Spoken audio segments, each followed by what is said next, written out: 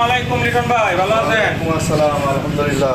কি অবস্থা তোমাদের? আছি আলহামদুলিল্লাহ ভাই। আমাদের তো সিকিউরিটি ঢুকতে দিচ্ছে না কোম্পানিতে। ভাই এটা ওর দায়িত্ব, কারণ কোম্পানির রুলস এলাও নাই তোমাদেরকে প্রবেশ করানো। ভাই এর আগেও তো আমরা কাজ করছি, আমাদের কাছে কোম্পানি হ্যাঁ, কাজ করছো আমি জানি, কিন্তু কাজ করলে উপর থেকে আমাদের পাশে পারমিশন নাই, বসের কোনো অর্ডার নাই তোমাদেরকে এখানে কাজে ঢুকানোর বা ভিতরে প্রবেশ করানোর। দেন আপনি যদি চেষ্টা করতে পারেন তাহলে একটু চেষ্টা আর কি করবো রে ভাই, সবাই তো এই কথাই বলে, কিন্তু কয়জনের জন্য এই চেষ্টাটা করবো?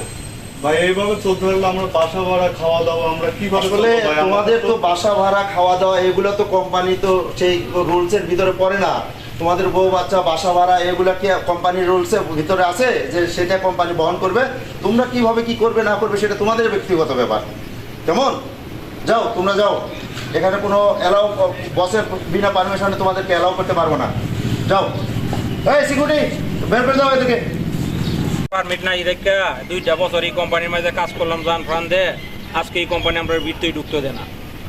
আমাদের কপালই খারাপ, প্রবাসী গিয়ে অবৈধ লোকের এই তারা সমস্যা পাসপোর্টে না থাকার কারণে কাম পাইছে না, বসে গেছে যাই। জীবন যুদ্ধে আমরা এখন একটা পরাজিত সৈনিক, মুখ দেখানোরও জায়গা নেই, কাকে কি বলবো।